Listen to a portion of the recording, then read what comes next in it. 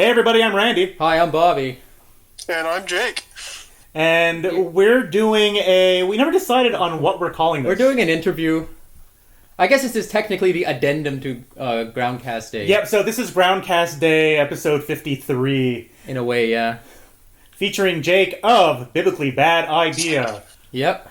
Why don't you explain what you did? Well, I watched Evan Almighty 52 times in 52 weeks. Wow. And for people unfamiliar with us, we watched Groundhog Day 52 times in 52 weeks. And how would they be even listening to this? Think about it. Yeah, they'd have to be familiar with you guys to find this, right? I told you, nobody listens to us. Yeah, by the way, probably 3 people ever will hear this interview, so you can say whatever you want. It's more than the interview with Tim. Yeah, so, let's talk about that. So, you got a much coveted interview with Guy and Tim of The Worst Idea of All Time. I did. And by the way, can you tell us at least which time zone you're in? Are you Eastern Standard Time as well? Yeah, Eastern Standard. Oh, okay. So you got it, and you recorded it and everything. Was Tim and Guy there? Yeah. Okay. And Guy is also in New York now, or was he in New Zealand? He was in New Zealand at the time, so it was a bit easier to work with 2 time zones. Yeah. So. And did your episode go up? No, it did not. Oh, no. It fell down into the abyss. Yeah. So, according to what I talked to with Tim, I think he actually posted it on his Twitter now as well, was that the whole interview was accidentally deleted, and there's no copies anywhere. Well. So, don't worry, because we're here. This is a redemption episode, because we're here. If you want, we can just recreate that whole interview right now. The whole interview? Well, not the whole interview, but I mean, you can go over what you talked about. Yeah, I don't have any questions for you. Just give a quick synopsis about what you talked about. Actually, I have to know. 52 times, what do you think of Evan Almighty? Do you still like it? Did you like it in the beginning? I didn't like it ever. It was a long 52. We just watched it for our first time. I've actually totally seen snippets of it before, but never the whole film. And we watched it, I think, Saturday. Yeah, we watched it Saturday. Oh, by the way, today is Wednesday, January 15th, 2020. Trump is still in office. But we watched it the previous Saturday now, which was, I don't know, I can't do math. We watched it on Saturday. The 10th or something. And it was a long watch. We did not enjoy it. It's a long 92 minutes, eh? We thought it's a very long 92 minutes. And well, sorry, I'll let you go on. So what was? Yeah. So you hate this movie? Oh, I mean, hate's a pretty strong word. I'm not a fan of it, though.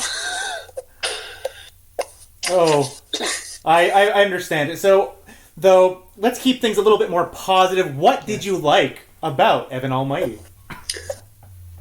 Oof. That is a tough question. Well, what did you guys like about it? I've talked about Evan Almighty enough. What did you guys like? I laughed at it twice. One was something that Wanda Sykes said that I no longer remember. And one of them was just a Steve Carell reaction shot. Was the Wanda Sykes thing, I hope it's a barbershop? Yes. There you go. It actually was, I hope it's a barbershop. He knows his lines. Yeah. Because that line got a laugh out of me when I was drunk once. Oh, I was stone cold sober. I watched this movie drunk, but I honestly don't remember laughing at it. Did you hear me laugh? No. No, so I didn't laugh at it. Yeah. I was just spent the whole time complaining. I was just like, this plot makes no sense. Like, we couldn't figure out who John Goodman is. Like, what his character was supposed to be. No, you can figure out what I... well, at the beginning we couldn't. But then, like, a coveted friend, but then also a bad guy? It's not clear. Yeah, like, at the beginning we were like, is that his boss? Is that... It's, as all things, John Goodman is the devil. Anything he appears in as a bad guy, he's actually secretly the devil. Oh. Always. There you go. Well, that makes sense then. But, like, what was the point of that? Like, God gets Evan to build an ark just to, like, piss off that one congressman and his, like, dam scheme? Something like that. See, I have a theory about the movie, and that's that Evan died, and then what we're watching Jacob's Ladder? Pardon me? Jacob's Ladder ending? Something like that. It's all a dream. But like what we're watching is him in like a kind of like test to see if he's worthy for heaven. Mm-hmm. So, which kind of makes like because nobody's character, they're very one-dimensional. Oh yeah. Like his youngest son likes animals. That's it. And his oldest son is just like too cool for school, and like that's it. And his kids don't go to school, so like what are they doing all day? And like they're rich. Like no one really nobody does anything except like stick in their single role. So it's kind of like what Evan remembers most about them is how they're portrayed in this limbo type area. What was it? Summertime? Could it have been summer, which is why they were going to school? Or I don't remember if the month was ever mentioned. Well, November or September 22nd was the day of the flood. Yes, yeah. September 22nd. So yeah, it did take place over the summer for the most part because that was the flood. All of it, because I think it takes place because he's there for a quarter of a term. Yes. So some would be before summer. I think. I don't know. I don't know. You have a better idea of the timeline than we do because it's always a joy and a pleasure to watch a movie with Bobby. Oh yeah. Oh yeah. And by pleasure, I mean pain. Why is that? You ask lots of questions. Yeah, because I can't stand sitting in silence watching awful dialogue. Yeah, there's a lot of awful dialogue in Evan Almighty. Yeah. So, with 52 watches, was that the only like out there theory you wound up with? For the most part. There were some time travel theories, but they didn't really get fleshed out too well. We have a problem with time travel, according to my... I think... What kind of theories did you guys end up with? Yeah, that's why you can hear a snickering in the background, because we changed over time, because at the beginning, like, we were kind of on board with, like, I guess what the popular interpretation of it was, but then we started getting a little bit more... Like, we started changing it. At one point in time, we were talking... Similar to what you said, we were talking about... how characters were like we turned it into Dante's Inferno. Yeah, we're talking about Groundhog Day. We're talking about Evan Almighty. No, we're not. We're on Groundhog Day now. Oh wait, no. What you're talking about is yeah, okay. We're on Groundhog Day, and yeah, so we were talking about Dante's Inferno for a bit. I believe that was around episode 19 or 18. We went to all different theories because it is a time loop. Actually, first we want to hear what you think is happening in the time loop before we elaborate on it. Because we're gonna blow your mind if you haven't heard any of our episodes. Because we went nuts. I think that the bartender at the inn is responsible for it all. Oh, pretty good. We came up with that we came up with that one probably about halfway through. Okay.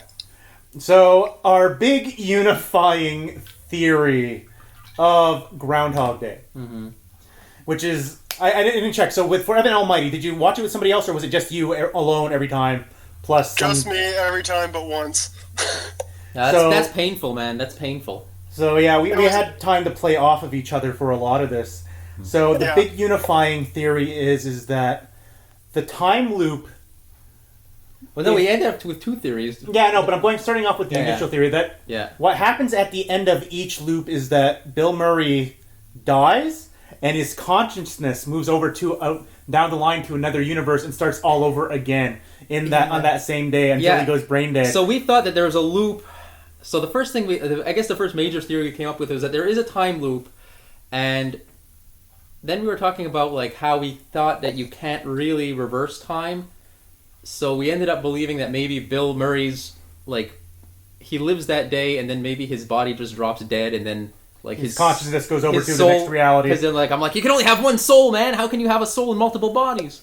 So we kind of thought that, like, each day, so, like there's a universe, like, where, like, there's a whole bunch of universes where there's just dead fills in there. And then we also came out with the theory though that there's other loopers. Like there's other loopers in there. The bartender you talked about, because he looks like he knows a little too much about what's going on. And see, that's what I thought. And he anticipates when he was there. When he came in and started ordering drinks, and then the next day he ordered her drink, and then the next day, he was like shaking his head every time, like he knows. Yeah, he's seen this. He knows what's going on. And on the very last day, he was shaking his head at. What was his name? Larry, the camera guy? Yeah. So I think that he figured out that Phil learned his lesson, and now Larry's stuck in a loop because now he deems Larry an asshole. Oh, Larry! You got Lariat on it. Oh wow, that one we never got there. But to continue on, so we targeted him as a looper because he was too much aware of that. He always had the drinks ready. Everything was so fast with him. And then we came to the conclusion that Nancy was also a looper. Yeah. Based on, but she was like one of the, what was the phrase I used? Like she's a 51st dates type of looper, where she doesn't realize she's in a loop because she forgets. Yeah, like somehow she must have got brain damage, or she because she's never where she's supposed to be in the continuity. Because we watched for her at certain points and where everything should line up, and she was always where. So like everybody's usually in the same spot, but if you look in the remember when he goes out on the date with Nancy and he approaches her and he's like. Nancy, what the heck's her last name? Taylor. And like she's outside that little gazebo. She's not outside that gazebo in any other scene. Yeah, in any other shot of that, like all those wide shots, Nancy is not there. So that actress was only like paid to be standing there at that one time. And because of a continuity error, we started saying that. So then we were like, wait a second, does that mean Nancy can also roam free like Phil? Which means that like she must be a looper, but she doesn't seem she seemed kind of dumb. So we were like, maybe she's just like has some kind of memory loss. Memory. And every day she wakes up and she like forgets. So she is free, but she has no memory of that she's free. So she can do different things throughout the day, also. Okay. So it's sort of like she's sort of like a monkey on a typewriter, like. And since it's been so long, I can't remember. Was there a third looper that we were coming to the conclusion of, like near the end? Yeah, but I can't remember who it is anymore. It's we haven't talked about this in like a month, so it's like I'm already forgetting. Yeah. But that was one theory we had gone down, and then by the end, I'm so done with the movie. Nihilist Randy appeared and he went, nothing that Phil does in the movie matters. Mm-hmm. He never had to make any changes. Nothing. What was going to happen was going to happen for how long it happened. Whether or not he made any changes to himself, he just put arbitrary restrictions on himself and made himself think that he had to become a better person, but in reality, it would have just ran its course. Yeah, interesting. I went into a big... Not if the bartender was in charge of it all, though. Yeah. But the other thing that connects this all is Bobby's theory that Rita is an angel. Oh, that was an earlier theory, too. That one predates the other one. Yeah, for some reason I got it into my head that Rita is an angel, and this was probably around the teens, because... Well, why? Well, there's angelic references. He's saying like angelic references, and also you had have a crush on Andy McDowell. When she stands in the snow, she looks like an angel, and then like there are certain points in the movie where it snows, and Rita is always there when it snows. So I'm like, maybe she's causing the snow. And her color is blue, and so it's like the blue fairy making Phil become a real boy, and it's like She was also the only one to experience like deja vu. Yes. She does say that early on. She's like, "I got deja vu," when he's saying the same thing to her. So I'm like, "How does she know that?" Yeah. What do you Did you find this? Did you like this movie? I didn't mind it. It had its problems, but on the whole, I thought it was a lot better than Evan Almighty. But what I'm saying is, would you have rather watched this 52 times? Like, because it's not a bad movie. It's a good movie. It's well rated and everything. It's well written. Yeah. Well acted. I think so. Yeah. I don't know. I'd rather watch it before I watch Evan Almighty again. That's for sure. Oh yeah. Oh, by the end of Evan Almighty, I looked at Bobby. I go, I'd rather be watching Groundhog Day again right now, and then immediately watching Groundhog Day again after that. I said I'd rather be watching like Birdemic, The Room, Troll 2, any of the awfulest of movies ever made than see Evan Almighty. Yeah, it wasn't good. I said that one of the problems with Groundhog Day is it's not a bad movie, so you're watching like a good movie to okay to good movie, let's say, depending. And it's so generic, and it gets into your brain, you know what I mean? And it's just like bland. Bobby's problem is that it's supposed to be a comedy, a romantic comedy, and he didn't laugh. Was it tagged as a comedy? I thought it was just a drama. It's a romantic comedy. Did you ever laugh at any point? No. No? Well, no. My shining light was the Penn State dancer on the gazebo. Oh, yeah. Yes. That guy. Oh, Shining Lights, yeah. highlights of this movie are just so weird and hard to make after 52 times. Like, movies are not made to be put up to this scrutiny. No. No. No, it really makes it tough on the makers of the movie to have to try and like accommodate for people watching it 50 plus times. Mm-hmm. Did you no, like I actually still to this day I still think that like some of Phil's shots are funny, like depressed Phil, like when he just shows his depressed face and after he fails at the date and everything, and Rita says like, "Boy, Phil, you look like you had a rough night," and he just stares at her blankly, like just stuff like that. Those like little reaction shots. I still got a chuckle out of that even on my last watch. Well, it's good. Yeah. It's good to find things you enjoy. What did you? We had another little weird theory going on. Do you remember the police chase scene? Yep. Yeah. Tell me what you think happens when they're fleeing the police and in the car and they go on the train tracks. They being Phil and Phil? No. Okay. Phil and the Gus and Ralph, the two guys, the two drunk guys. Oh, that police chase. Yeah, there was a few. There was two. What he wants to know... No, I just wanted to tell what happens in that. Yeah, but he's watched it like, once. He's not going to describe the scene or what I thought of it, or I mean like the series of events that occurs. I'll just ask. Yeah. So you remember in that scene when they're on the railway tracks? Mm-hmm. Yeah. Okay, they're being chased by a police officer. Yeah. Did the police officer get off the tracks before the train hit him? I wouldn't have thought so. That's what I said. But Randy insists that like there was he does pull off, and I'm like, no, we never see him pull off. But the car does survive. We see it later, but we just never see him turn off the tracks, and it doesn't look like there's any way he could have made it either. Well, we see other police cars. Like my thing is when Phil got off the track, it was right on like an intersection, so he was able to turn the wheels off the railroad tracks, right? Yeah. But the police would have been 2 car lengths behind him, so they wouldn't have had that option. He would have had to go into the. Like our best explanation is he went into the ditch. But here's the kicker though, because you've only watched this movie once. The numbers on the car is the same. The other car that when he crashes the car into the Groundhog, it's the same cop car, and it somehow ended up in front of him. Ooh. So well, I guess he could have gone into the ditch and then looped around. Yeah. Cut him off. Yeah, we had a multi-week like arguments over this, and I think we settled on that he survived. Well, he definitely survived. I'm just wondering how his car teleported in front of Phil when he was behind him and in a ditch. Yeah, I'm not. Can't tell that one.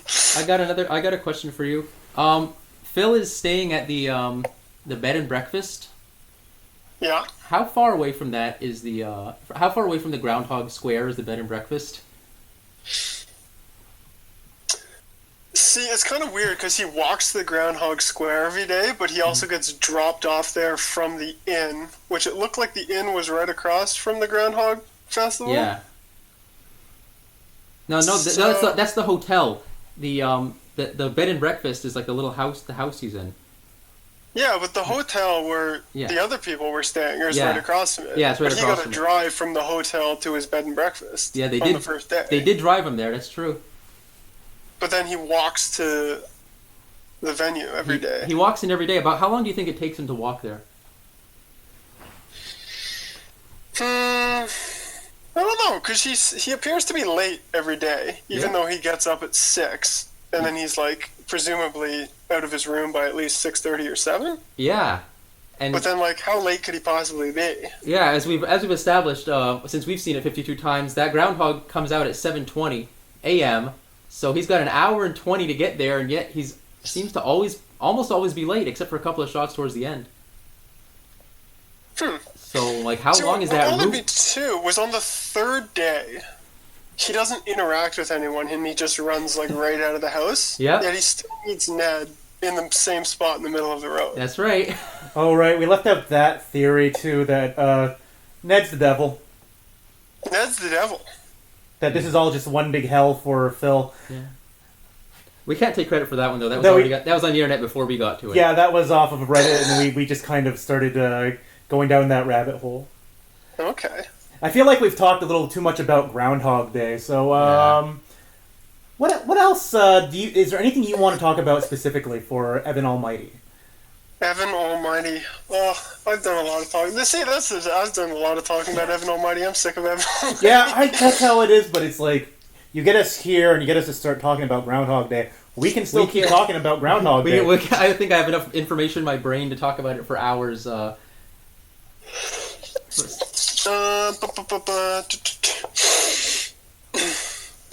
so there was a scene in Evan Almighty when Evan is looking up arcs and arc-related things on his computer. Okay. And his wife comes in, and then as soon as she comes in with ice cream, he like closes his computer and like shuffles it away. Like, what could he possibly be on his computer? Like, what is on his computer that like his loving wife who comes in with ice cream is he's at work and he's like hiding his computer and she's just like okay with it? Maybe it was supposed to be a porn joke. But like she doesn't react at all. Yeah. Maybe it's a normal thing for him. But like, why so secretive? Well, he is a congressman, so maybe there's something she just assumes there's something he doesn't want her to see related to work. Because it is at his house, right? The scene you're talking about? Yeah. In his office, so my assumption could be that it's just she sees him doing that. It's like, oh, okay, it's something related to work he doesn't want us to see. Yeah, I don't know. I guess I'm not in that mindset of just secretive. I got a couple of questions for you, actually. This is some things I was thinking about. Number one, why do you think God wants Evan to build a ark from like 4,000 years ago instead of like a modern ship? Well, it's easier to build an ark than like a motor and everything. Like, I guess, you know what I mean? Like, we have steel ships. Like, I'm saying the ark was an artifact of its day in like 4,000 years ago, but today we have like steel ships and we have modern boating techniques and things like that. Like, but God is like the God that creates the universe is like, no, use this old design. Well, I think it was more like part of the test theory, right? He's testing to see if he will go and just listen to him and just do his bidding, basically. Wow. Because like there's no consequences to the movie at all. Like there's no stakes. No. God comes down and says, "Do this by this time, or else." Yeah. And then Evan just listens, and then he does it. Well, I guess the stakes were that people would have drowned if they... Yeah, people would have been drowned, and then the animals would have drowned, and John Goodman would have gotten away with it.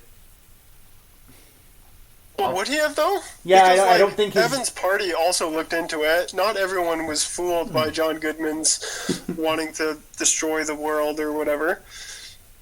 I would also like to point out that some of those animals are, like, obviously not native to that area. So, like, they were literally, like, didn't really need saving.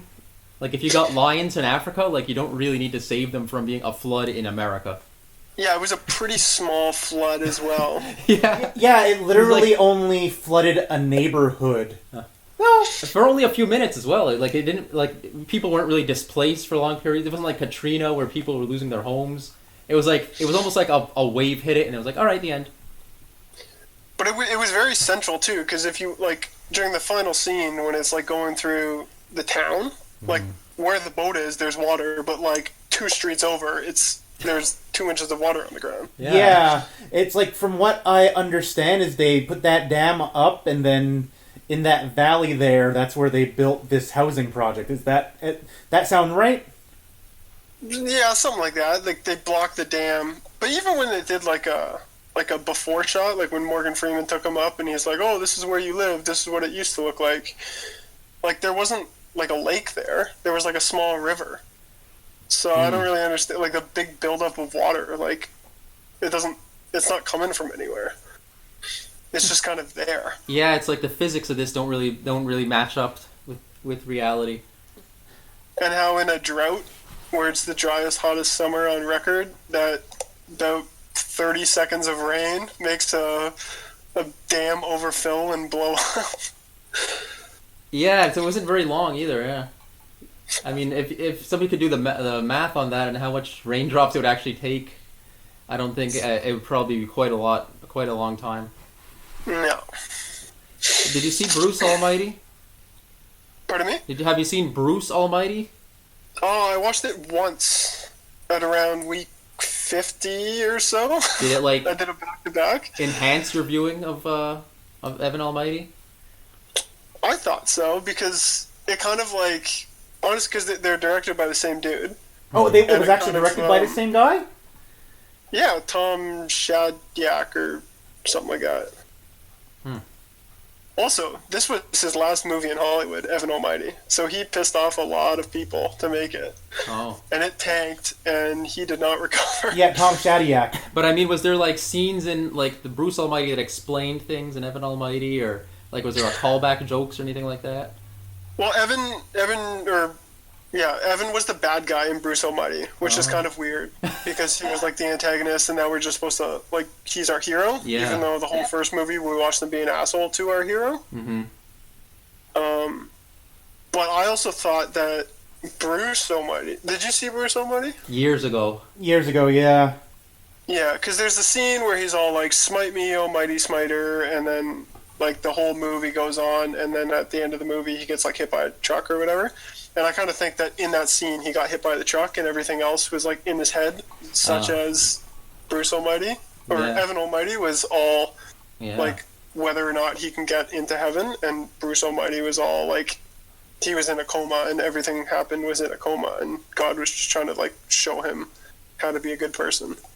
So, like, they kind of had, like, the underlying, like, the same message. Yeah. Okay. Which kind of made me think that my initial theory for Evan was on par. Yeah, if they had a third movie, it would star John Goodman then. It would. That would be interesting. Job Almighty or something. So, Jake, I gotta disappoint you. He came back. Tom Shadyac. Did he come back? In 2010, he did a documentary called I Am. And then in 2018, released, and then the movie was released this year, he did a movie called Brian Banks. Yeah, but those aren't Hollywood. They're independent. Oh, they're independent, yeah. And then he has two more that are in pre-production. Yeah, because I was looking up, trying to figure out why it was his last movie, and there was an interview with, what's her name? Rita. I can't remember her name. Anna? Yeah, Wanda Sykes. Oh, Wanda Sykes. Oh, that Rita. Oh, yeah. We got our Ritas mixed up. Yeah, there's two Ritas. Oh, no. There's an interview with Wanda Sykes where, like, she didn't want to do the movie, and Tom was trying to convince her, and she went because he, like, had so much passion for this project, and he literally said, like, "Oh, like, I'm pulling out all the stops for this movie, and, like, if it doesn't work, I'm done here." And it didn't work, and then he was done. So, wow. I thought that was kind of interesting. That's like going all in and losing. Yeah. Do you remember in the scene where Evan gets a beard and he can't get rid of the beard, and then at the end of the movie he just doesn't have a beard anymore? Yeah. So what was the significance of that? Why do you think he needed facial hair just for that one particular period of his life? Well, I think that, like, it was just kind of like, well, he finished his mission, right? Like, his job to God or whatever. Like, he was done, so he was able to shave. That's why his hair is, like, brown again and not white. Yeah. So it was just for purely aesthetic purposes. I believe so. There you go. Well, just to kind of make him look more, like, ostracized in, like, society. So people would be like, "Hey, look, it's this guy." My thing is for that is just simply the whole story of the movie is God is forcing him to reenact one specific thing from the Bible. Yeah. And in order for him to fit the form of the story, he has to change from being the asshole of Bruce Almighty to becoming a good person. Oh no, Groundhog Day all over again. But yeah, he has to become a good person, and he has to he reenact the story of the arc in order to become that, to do a random kindness. Is that what arc stands for, I believe? Act of random kindness? Random kindness. Yeah, so that's wow. He has to, in order to realize that he has to completely fit the archetype, completely fit that image of Noah. Yeah. So what do you think happens like a week, a month, a year after, when it's been established that this guy in Congress has had communications with God? Oh. And now he's back in Congress. Well, what do you think happens to the animals?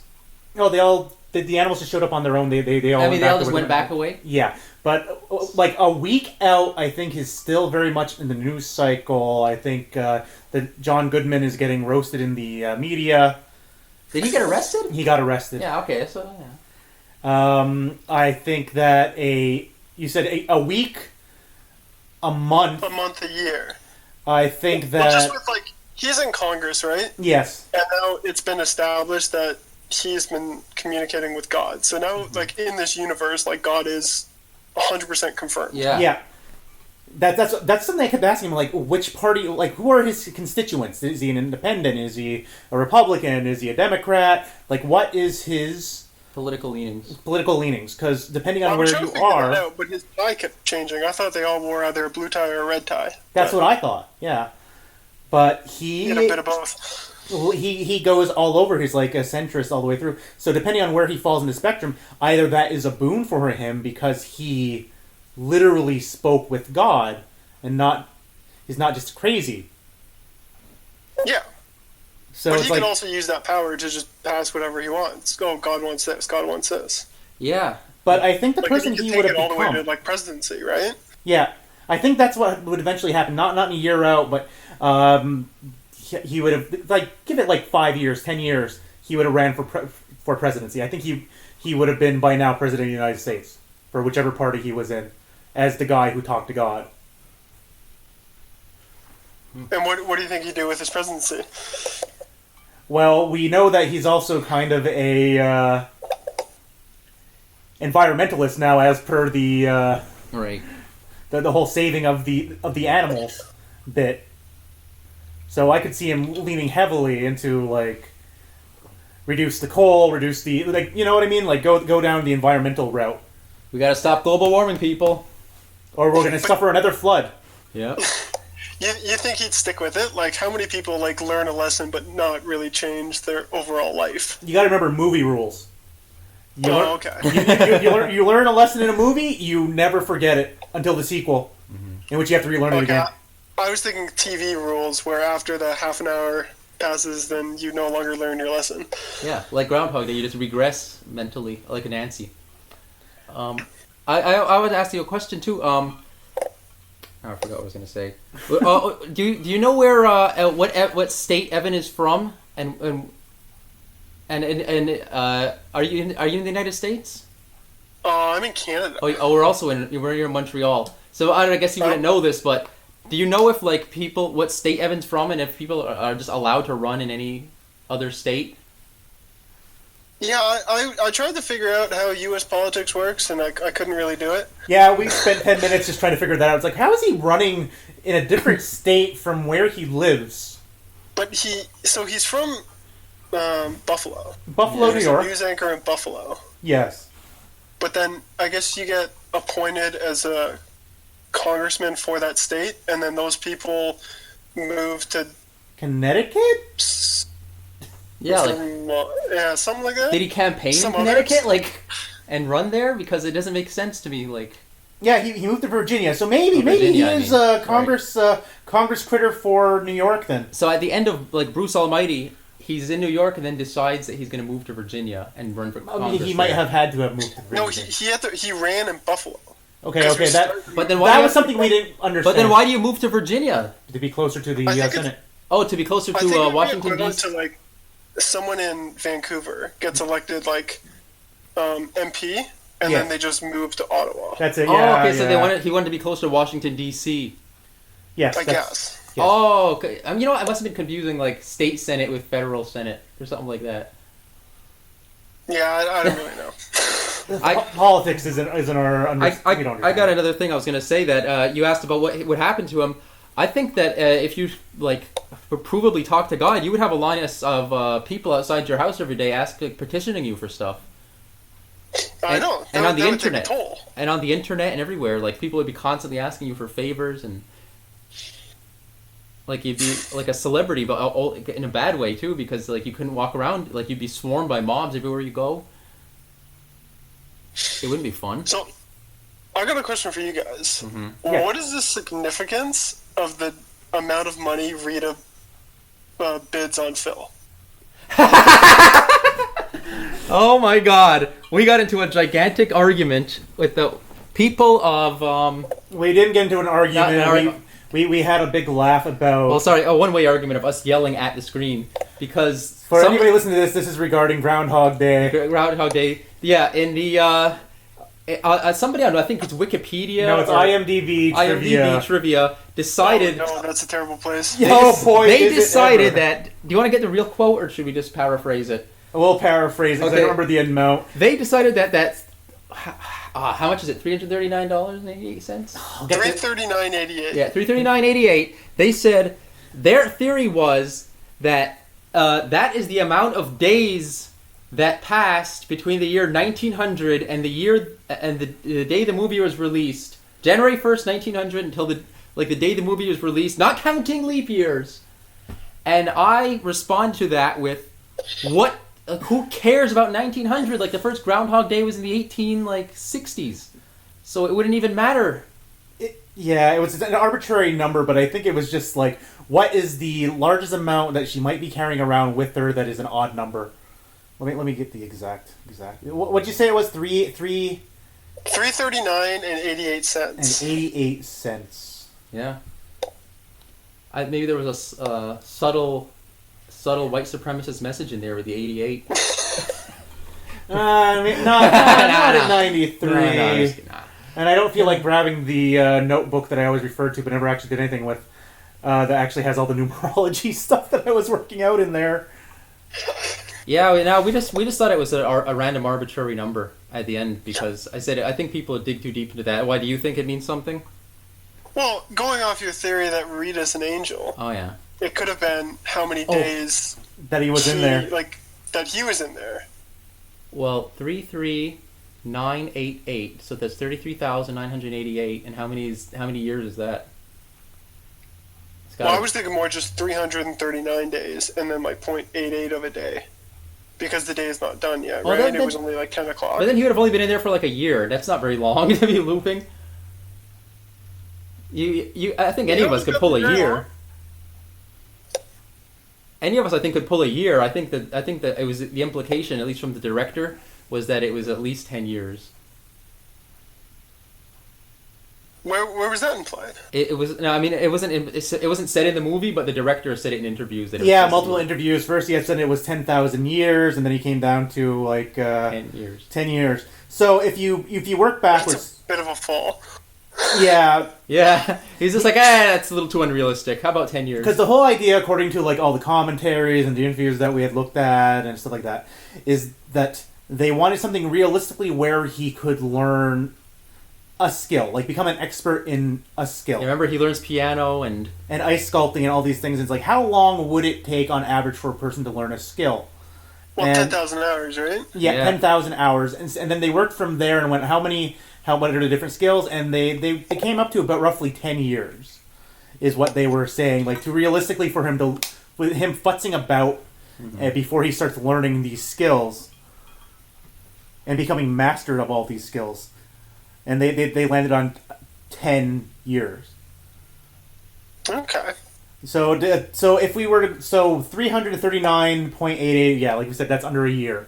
But if we remove the decimal, that's roughly 93 years. Yeah, well, that's a bit of a stretch. That's a like even that long would make a little bit more make sense as well. It's like he was in there a while.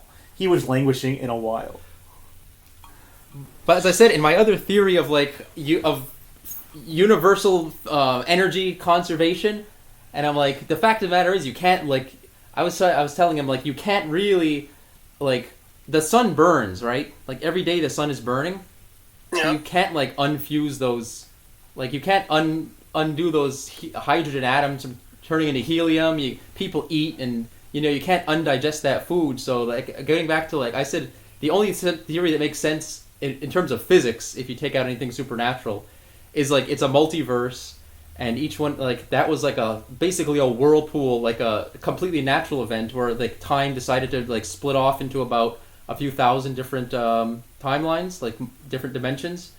And so yeah, I said because of that, like each one of those, like everyone is still alive in those, in all of them. So like, but Phil, because of some weird anomaly, was able to like, he's the only one who could perceive that the thing was going on. He's living in those days. Like everybody else, like they're living them, but they don't notice it. So they're just going about their day over and over and over. But for him, he's just like he's doing something different every day.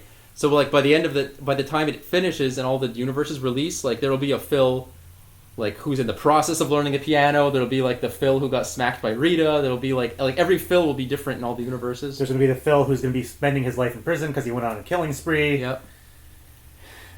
Oh yeah, do you think Phil ever did anything heinous? Like, yes.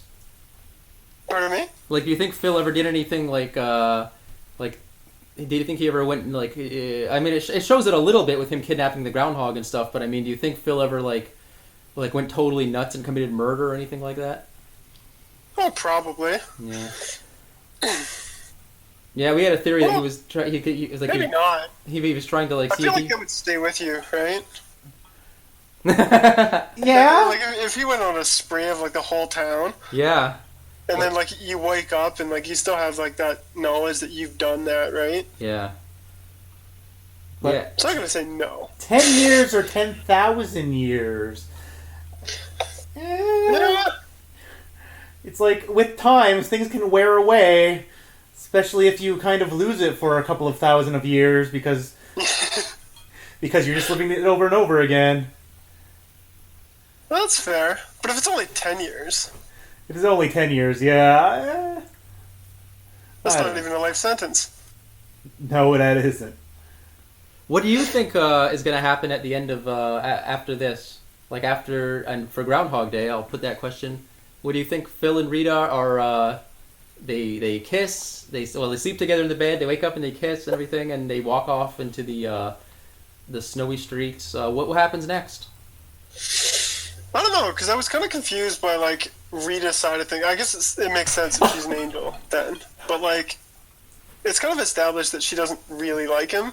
And in the span of a day, she goes to, like, not really liking him to, like, liking enough to sleep in his bed and then, like, not being turned off by him being like, let's buy a house and move here. Right. Like... So, I guess, see, yeah, I'm kind of being sold on this. She's like an angel or something. Yeah, because I was, like, saying, like, if this was a normal woman, like, keeping in mind, like, from her perspective, the last thing that happened was, Phil getting into the van and going off to the bed and breakfast the previous day. And then she wakes up this day, and all of a sudden, this guy is, like, giving a speech about, Chekhov said... And then she's like, wait, what? What's going on? And then he's like, hold on, I gotta go run some errands. He leaves all day. And then she doesn't see him until the night, so they spend, like, an hour together at the party? And maybe like 2 Well, yeah, she sees him play piano, and then she's like, oh, I'll bid $400 on it. Yeah, like, she's literally only spoken, like, 2 words to him that whole day before that. It's like there's a mystery to him that intrigues her, just from the speech to the music, to everybody in town being in love with him suddenly for who knows what reason. Yeah, like, it's not a realistic romance. I mean, I said they didn't have enough time to get to know each other. He did, but she didn't. Yeah, that was a kind of a gray area for me, especially with Nancy. I was like, I don't know how I feel about this. What do you mean by that? Like, well, he's just basically, like, manipulating her so he can sleep with her. Yeah. Oh, he did that to a lot of women. That's not good. That's not healthy. Yeah, I believe we also watched a musical at one point. In the musical, it's implied that he had sex with, I think, every woman. 90% of the women in that town between 18 and 84. Yeah, we watched a bootleg of the Broadway musical. And one dude when he was bored. That's aggressive. Yeah, but So something that always popped up that we have to ask somebody else objectively is. Bill Murray attractive? Oh, I don't think so. No. Because, like, ooh, he's not he's not Hollywood attractive. No. He's Hollywood ugly, but oh, yeah. What did you think of his face? What kind of like What kind of reaction did you get when you look at his face? Just in general, or like how do you feel, or what would you compare it to? Yeah, in general. 1 sec. I got like a picture now.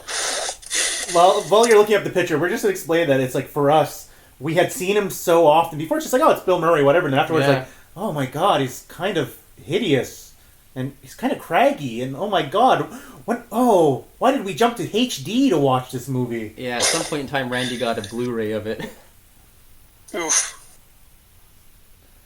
Now, if I only had a 4K TV. Yeah, he kind of looks better now as like an old man. Like he's like an old dad. Yeah. He was an old dad then. He was about 40, I think, at the time. 40, 41. Yeah, but he looks like late 50s. Yeah. But what would you compare his face to? Like in terms of what? Like you're looking for like a fruit or anything? What pops to mind? What's the first thought that pops in your head that's not Bill Murray when you look at him? Fuck, I don't know. Kind of like a pumpkin. Oh boy. We went down the line of we believe he looks like some sort of Muppet. Okay, I can see it. Do you remember Star Wars Return of the Jedi? Yeah. Remember that scene where Admiral Akbar is there, and then there's that like little dude who's like goes like yippee dip yippee dip. Yep. Yeah. Did you? We kind of think that. We kind of think he looks like that because like his cheeks are sort of melting. Yeah. I feel like we're very mean to Bill Murray for. Yeah, it's really mean to Bill Murray, but like we had to look at his face every week, and it was grossing us out. Like his pockmarked skin, like ugh. Well, I mean, like Evan Almighty has almost ruined The Office for me. Oh boy, Not ruined The Office because The Office is pretty good. Yeah. But like there's a lot of scenes where I just look at him and I'm like, ugh. In Evan Almighty, do you feel that anybody actually played a character, or did everybody just come in with their usual shtick? I think everyone just came in with their usual shtick. I guess Morgan Freeman played a character. He's played God before, but... Yeah, he's played God before, but that's kind of what he's known for now, is like he is the voice of God. Yeah. Do you feel like anybody put like effort into their acting? No, not at all. No, I felt like they were phoning it in. Like completely. And this was, at the time, the highest budgeted comedy movie. Yeah. And it was just completely phoned in. I was going to say that. It's insane that how much money they spent on this movie and for the return they got on their investment. Yeah, they made like $1 million. Yeah. And let's see if I have the exact figure again for the budget. I had it up earlier, but I may have closed it. It was like 170 something, maybe? Or maybe just 70. Well, when you're going for almost biblical epic levels of... so it made a budget of $200 million, and its box office 170... Total box office, $173.4 million. Oh, so it lost money. It lost money. Wow. That's pretty epic. Yeah, it's not too good. Yeah, I was just thinking more about the arc. Some things I didn't bring up earlier, like the animals weren't even really necessary to build that boat if it was only to save people from one little flood. Yeah, not at all. Which again leads back to why, like, I think it's just like a test. So it was just like, recreate this for the sake of doing it, to prove your loyalty to me or whatever. Yeah, and I don't know what that weird noise was just now. But yeah, I thought that was on your end. I don't know. It was on my end. Something just unmounted from my hard drive. But and the other thing is, you guys were talking about. I brought this up to Randy, and you said the arc stood for like a kind thing or whatever. Act of random kindness. But that's in English, and the Bible was originally written in Hebrew. So yeah, well, that's just what God said it was. So like, no, I'm saying that the word in Hebrew wouldn't like stand for an English acronym. You know what I mean? Like they just clearly phoned that. Like they clearly reverse engineered that back from modern English American audiences. Oh yeah. Like yeah, the Bible is totally in English in modern American English, right? In this specific case, he wanted Evan to do an act of random kindness, and that's what he's working back. He was specifically told exactly what to do. I know. I'm just trying to give them the benefit of the doubt. What would happen if he didn't do it? He worked so hard to put this movie together, this Shandiak. What would happen if he didn't do it then? Would he just be killed? I don't know. There would be a flood? And like 5 people might die? Everybody in the neighborhood. Okay, so like dozens. See, like, is it everybody in the neighborhood? Because the neighborhood's still under development. And Yeah. like, there's got to be people working in this town. Yeah. It's like, it Like, also I feel depends like on all how the far. stay-at-home people just gather around the Ark to look at it. Like, it's not the neighborhood that's there. It's people driving, like a tourist attraction, basically. Yeah, because if you think about how much actual water there was to get them all the way to the House of Representatives from that little spot, like a large portion of the city would be underwater. And he So only... how far away do you think that is? It's a fictional town. It's like it's one of the cases where I can't figure out how far things are. Yeah, it's gotta be like, we gotta be talking like miles. Well, yeah, we would be talking miles. Because John Goodman was there, and he was talking, and then he leaves, Yeah. Straight and back. then he gets 3 minutes to get off the Ark, and just before the 3 minutes are up, it starts raining, and it rains for less than 5 minutes, and John Goodman pulls in to the Congress while it's raining. Yeah. So he lives like 7 minutes max. Yeah, so his drive, couldn't have been that long. But he and he wakes up at like 6. Like by the time he leaves the house, like everyone's already up. Like he can't leave. Wait, was that the local... Again, I'm confused about American politics. Was that the local building of Congress? Or did they go No, all that's the way the to Capitol- Washington? that's Capitol Hill. They went all the way to Washington, D.C.? So according to Wikipedia... No, that's where the White House is. Yeah, so according to Wikipedia, it destroys all of Prestige Creek, this fictional like suburb, and the Ark later floods the streets of Washington D.C. Yeah. and comes to a halt in front of the Capitol. Yeah. So, like, it takes 7 minutes to get from Virginia to Washington, D.C.? And in a car? From Prestige Hills to Prestige Crest to the Capitol. But isn't he in Virginia? D.C. Yeah, Virginia. they're still in Virginia. Yeah, they're still in Virginia. But I thought District of Columbia is like a separate thing. District of Columbia and Virginia. Oh. Well, I don't know American geography, alright? I don't live down there. I'd have to look at a map. Oh, Danny, bust out the maps! I'm not busting out any maps. There was an episode I should point out where we actually tried to look at the town, because the town of the Groundhog Day is based on, it's supposed to be Punxsutawney, Pennsylvania, but it actually was filmed in, what the heck was it? Illinois. Yes. Woodstock, Illinois.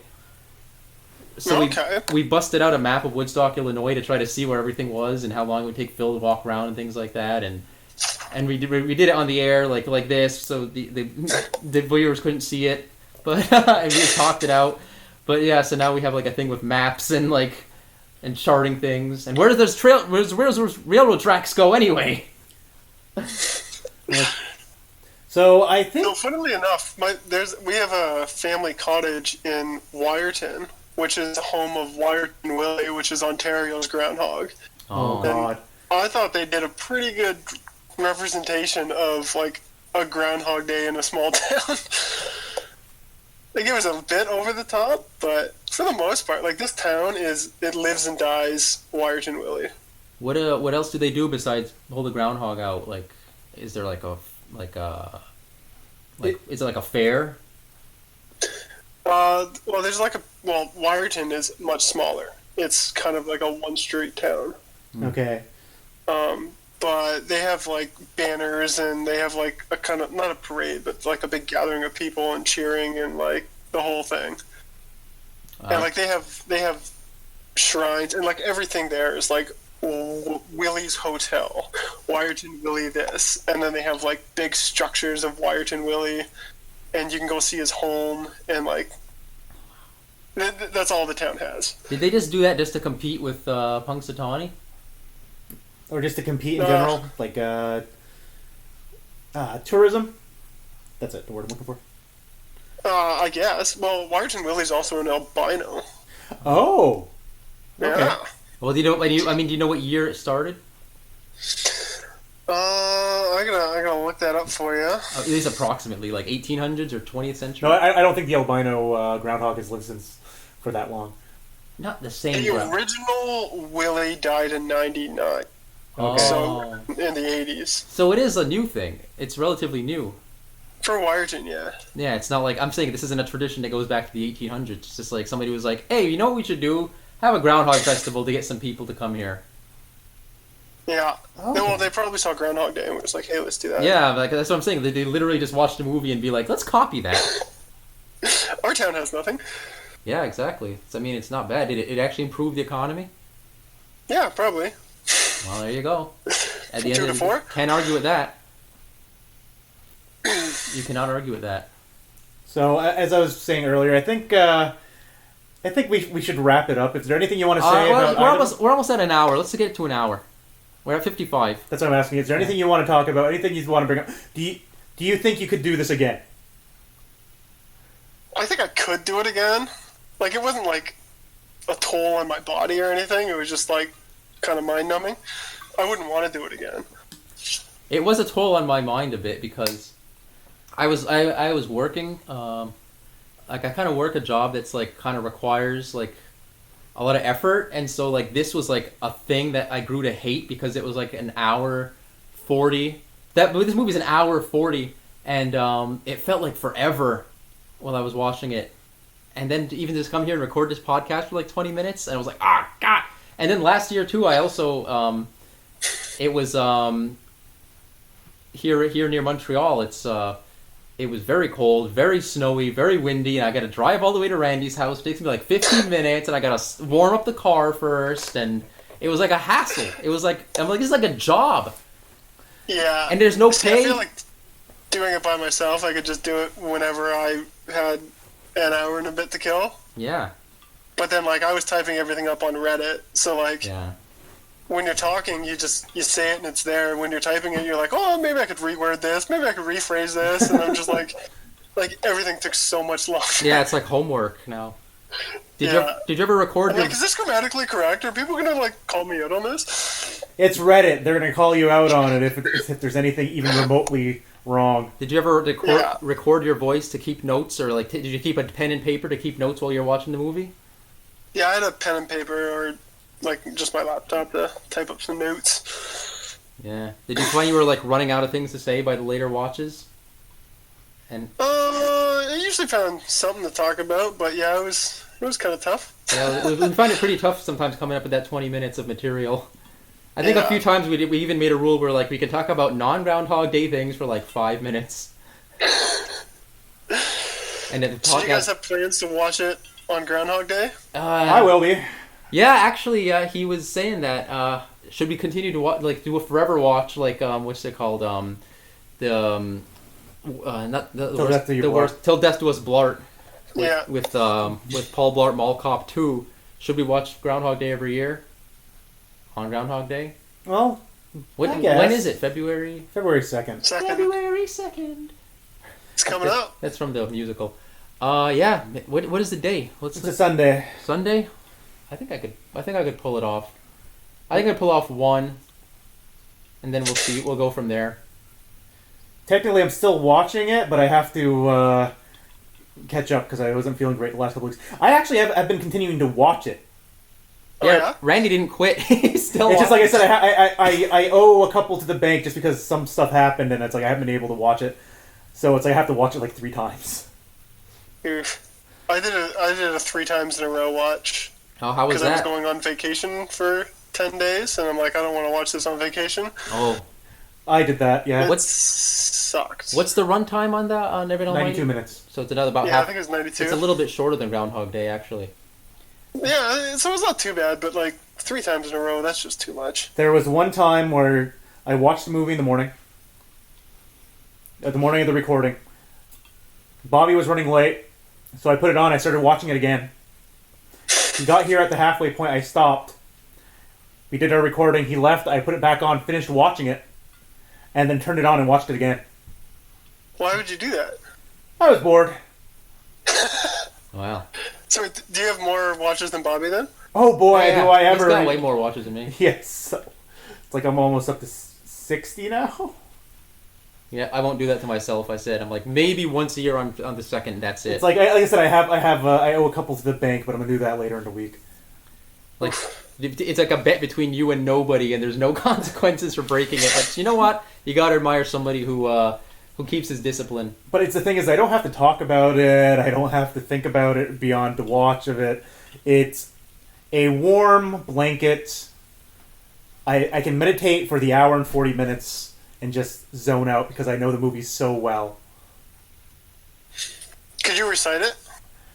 No, not off the top of my head, but I can, if I'm watching the movie, I can recite it. Yeah, you can like speak along with it. I can speak along with it. Yeah. How long did that take you? The speaking along with it, I want to say by about episode 30, I was starting to do it. I can't do it. I was not as deeply invested in this as Randy was. But I was also, because I was checking for other things, I started watching it with subtitles, so I was reading and watching it at the same time. I started doing that. But I was watching the subtitles, not the actual subtitles, the ones for people with hearing disabilities. So it was actually what was said on screen and not what was translated for the other. Okay, yeah. I did a watch with